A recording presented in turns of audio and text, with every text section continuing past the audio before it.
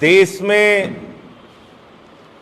सुरसा की तरह बढ़ रही महंगाई ने आम आदमी की कमर तोड़ दी है।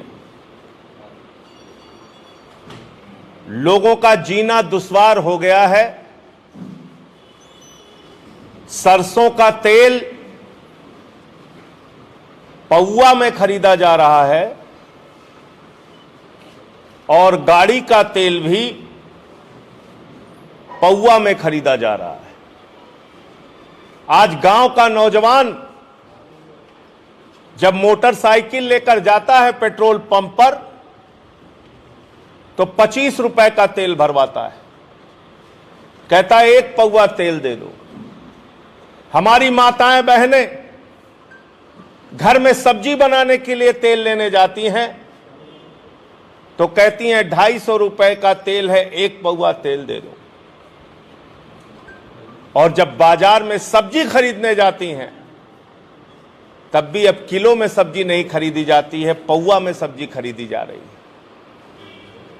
तो नरेंद्र मोदी जी की सरकार ने और भारतीय जनता पार्टी ने सबका साथ और सबका विकास ऐसे किया कि किलो से लोग पौवा पे आ गए। और आज की तारीख हमें भूलनी नहीं चाहिए। आज ही के दिन हिंदुस्तान के ऊपर नोटबंदी का कहर ढाया गया था और उसी दिन से इस देश के लोगों को महंगाई की मार में झोंकने की शुरुआत हुई थी। उनकी कमर, इस देश की अर्थव्यवस्था की कमर तोड़ने की शुरुआत हुई थी। नरेंद्र मोदी जी और भारतीय जनता पार्टी के लोग पिछले कई दिनों से जश्न मना रहे हैं। पेट्रोल का दाम कम कर दिया, डीजल का दाम कम कर दिया, पेट्रोल का दाम कम कर दिया, डीजल का दाम कम कर दिया। आज इसकी हकीकत मैं आपके सामने बताना चाहता हूं। गंभीरता से एक एक बात आपके सामने रखना चाहता हूं। और पेट्रोल और डीजल के नाम पर इस देश की जनता के साथ कितनी बड़ी लूट हुई है, इसका भी सच आपके सामने रखना चाहता हूं। नरेंद्र मोदी जी जब 2014 में देश के प्रधानमंत्री बने तो आने के बाद पहला काम उन्होंने किया, डीजल को डीरेगुलेट कर दिया और कहा कि अब डीजल के दाम का नियंत्रण हमारे हाथ में नहीं रहेगा। कच्चे तेल का दाम जब अंतर्राष्ट्रीय बाजार में बढ़ेगा तो डीजल पेट्रोल का दाम बढ़ जाएगा। कच्चे तेल का दाम जब अंतर्राष्ट्रीय बाजार में घटेगा, अंतर्राष्ट्रीय बाजार में था $105 प्रति बैरल। इसको ध्यान से सुनिएगा।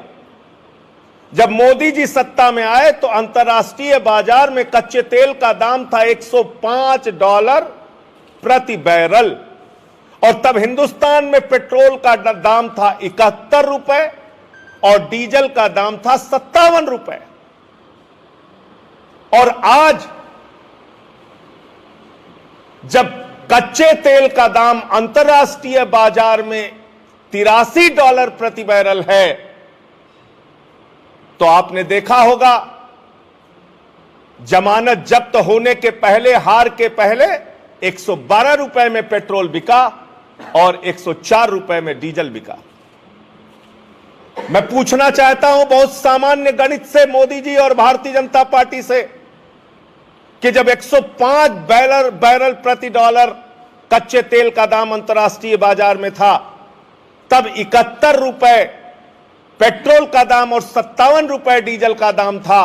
अब जब $83 प्रति बैरल कच्चे तेल का दाम अंतर्राष्ट्रीय बाजार में है तो इस हिसाब से डीजल और पेट्रोल का दाम कितना होना चाहिए, आप गणित निकाल के हमें बता दीजिए। और पिछले 7 वर्षों में आप याद करके मैं इस देश की जनता से भी कहना चाहता हूं और भारतीय जनता पार्टी और मोदी जी से भी कहना चाहता हूं और जनता से कहना चाहता हूं, याद कर लीजिए, एक भी घटना याद कर लीजिए, कभी अंतर्राष्ट्रीय बाजार में कच्चे तेल का दाम गिरा हो और आपको राहत मिली हो हिंदुस्तान में, कभी नहीं हुआ। कोरोना के समय में तो $19 प्रति बैरल कच्चे तेल का दाम चला गया था, $19 प्रति बैरल। इसका मतलब हिंदुस्तान में तो 20 रुपए लीटर में पेट्रोल बिकना चाहिए था, 10 रुपए लीटर डीजल बिकना चाहिए था। लेकिन कभी कमी नहीं दी गई। जब आपने डीरेगुलेट किया और कहा कि अब तेल पर हमारा कोई नियंत्रण नहीं है, तो जब अंतर्राष्ट्रीय बाजार में दाम बढ़े तो आप बढ़ाएंगे, घटे तो आप घटाएंगे नहीं। और आज तो घट गया, $83 प्रति बैरल हो गया। और आपको मालूम है हिंदुस्तान की जनता से कितना पैसा कमाया गया डीजल और पेट्रोल के नाम पे? अकेले 23 लाख करोड़ रुपया। 23 लाख करोड़ रुपए हिंदुस्तान के लोगों से लूट हुई है अकेले डीजल और पेट्रोल के दाम के नाम पर। और जितने भी साउथ एशिया के देश हैं, जितने भी हिंदुस्तान के पड़ोसी देश हैं, उन सारे पड़ोसी देशों में आधे से कम पे पेट्रोल और डीजल बिक रहा है, या आधे से थोड़ा ज्यादा कहीं कहीं बिक रहा है।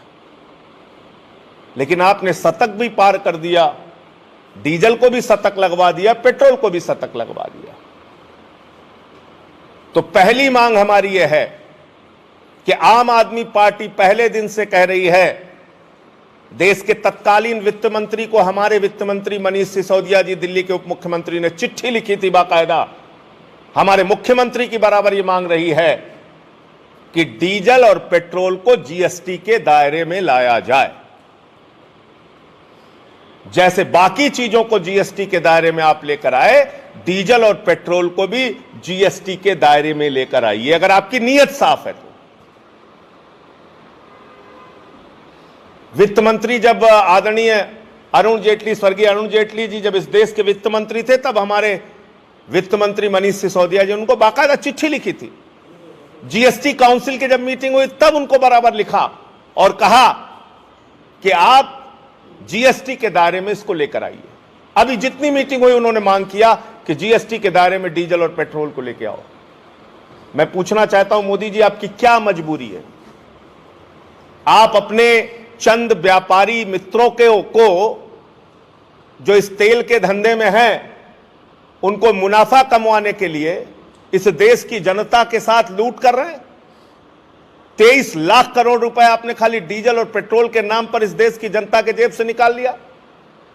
पीएनजी के दाम बढ़ा दिए, सीएनजी के दाम बढ़ा दिए, गैस सिलेंडर के दाम बढ़ा दिए, सरसों के तेल के दाम बढ़ा दिए, खाद के दाम बढ़ा दिए। आप करना क्या चाहते हैं इस देश की जनता के साथ? तो इसलिए आम आदमी पार्टी ये मांग करती है कि अगर सरकार की नीयत साफ है तो, क्योंकि आज अंतर्राष्ट्रीय बाजार में कच्चे तेल का दाम $83 प्रति बैरल है, उस हिसाब से डीजल और पेट्रोल का दाम कम किया जाए, नंबर एक, और जीएसटी के दायरे में डीजल और पेट्रोल को लाया जाए, जिससे एक सीमा से ज्यादा टैक्स ना वसूला जाए। और टैक्स की आपको हकीकत बताता हूं, मात्र एक साल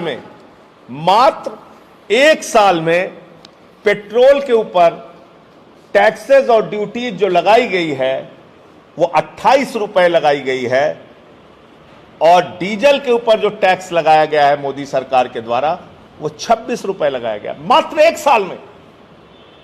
आप कल्पना कीजिए, मात्र एक साल में 28 रुपए पेट्रोल पे और 26 रुपए डीजल के ऊपर टैक्स बढ़ाया गया है।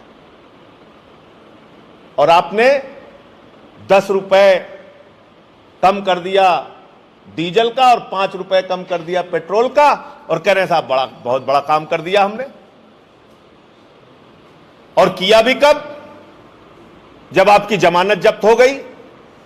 तो उत्तर प्रदेश की जनता से मैं हाथ जोड़कर निवेदन करना चाहता हूं, अगर महंगाई से छुटकारा पाना चाहते हो तो भारतीय जनता पार्टी ने खुद आपको फॉर्मूला बता दिया है, इनकी जमानतें जब्त कराइए, महंगाई से आपको छुटकारा मिल जाएगा। जब इनकी जमानत जब्त हो जाएगी, चुनाव में हार जाएंगे, तो अपने आप 50 रुपए पेट्रोल हो जाएगा और 35-40 रुपए में डीजल बिकने लगेगा।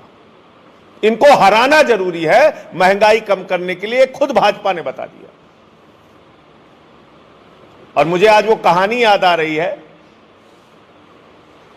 कि स्टालिन ने एक मुर्गे की चमड़ी उधेड़ डाली, और चमड़ी उधेड़ने के बाद उसके सामने कुछ दाना फेंका,